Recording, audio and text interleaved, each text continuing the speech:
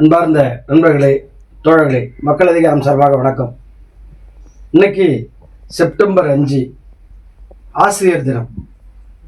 இன்னைக்கு இந்த ஆசிரியர் தினத்தை இனிப்பாக கொண்டாடுறதுக்கு சுப்ரீம் கோர்ட் சில செய்திகளை சொல்லியிருக்குது.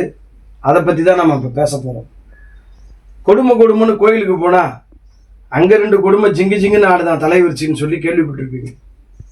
அந்த மாதிரி சுப்ரீம் கோர்ட்டு இந்த ஜட்ஜ்மெண்ட் சொல்லிருக்குது. அதாவது ஆசிரியர்கள்லாம், அதாவது இது வரைக்கும் வேலை செஞ்சுருக்க ஆசிரியர்கள்லாம் டெட்டு எழுதி பாஸ் பண்ணி வரணும். அப்படி டெட்டு எழுதி பாஸ் பண்ணாதவங்களாம் வேலையை விட்டு போகணும் அப்படிங்கிறாங்க. கொடுமையாக இருக்குது. டெட்டு எழுதி பாஸ் பண்ணவங்களாம் அவங்க மட்டும்தான் இருக்கணும் அப்படின்னு சொன்னால், கிட்டத்தட்ட தமிழ்நாட்டில் 1.5 லட்சத்துக்கு மேலே ஆசிரியர்கள் இருக்கிறாங்க. இந்த ஆசிரியர்கள் டெட்டு எழுதாத ஆசிரியர்கள் இவங்களாம் ஏற்கனவே இப்போ ரிட்டையர்ட் ஆகக்கூடிய 1 மாதத்தில் 2 மாதத்தில் 5 மாதத்தில் அல்லது 6 மாதத்தில் 1 வருஷத்தில் ரிட்டையர்ட் ஆவாங்க. அப்படி டெட் எழுதி பாஸ் பண்ணாத ஆசிரியர்கள் ரிட்டையர்ட் பாஸ் பண்ண முடியலன்னா வீட்டுக்கு போயிட வேண்டியதான். அப்போ இந்த வேலையை நம்பி வாங்கி வச்சிருக்க கடன், மற்ற வீட்டுக்கு லோனு, இப்படி பல பிரச்சனைகள் அன்றாடம் ஆசிரியர் பெருமக்கள் அனுபவிக்கக்கூடிய வேதனை ஏற்கனவே போராடிட்டு இருக்கிறாங்க. நண்பர்களே, சரி, இதை எப்படியே நம்ம ஜுடிஷியலுக்கு பொருத்தி பார்க்கலாமா? முன்சிப் கோர்ட்லேருந்து சுப்ரீம் கோர்ட் வரைக்கும் எல்லா வகையான தேர்வு எழுதி தான் வந்தவங்க தான் இருக்க முடியும் அப்படின்னு சொல்லி ஒரு 40 வருஷத்துக்கு முன்னாடி அல்லது ஒரு 30 வருஷத்துக்கு முன்னாடி வந்திருக்கிற நீதிபதிகள்லாம் ஒரு உத்தரவு போட எப்படி இருக்கும் யோசிச்சு பாருங்க.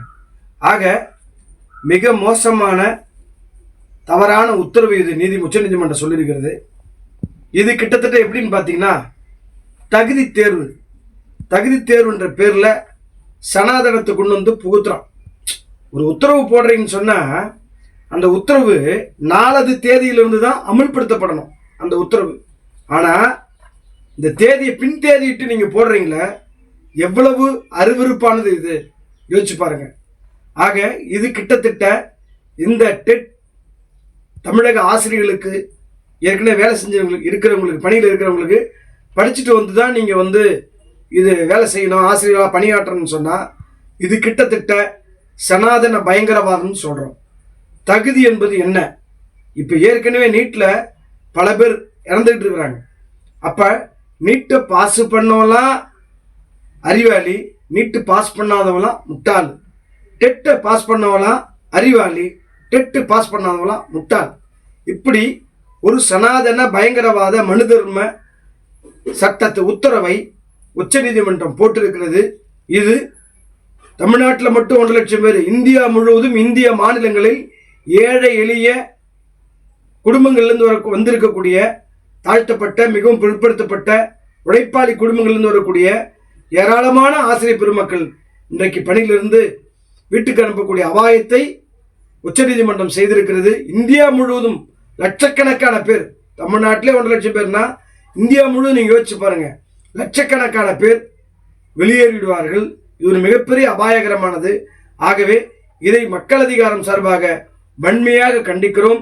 ஆசிரியர் பெருமக்களும் மாணவர்களும் இதற்கு எதிராக கிளர்ந்தெழுந்து போராடுவது ஒன்று மட்டும்தான் இந்த உச்சநீதிமன்றத்துடைய சனாதன தீர்ப்புக்கு நாம் திரும்ப பெறுவதற்கான ஒரு போராட்டத்தை முன்னெடுக்க வேண்டும் என்று இதன் வாயிலாக கேட்டுக்கொள்கிறோம்.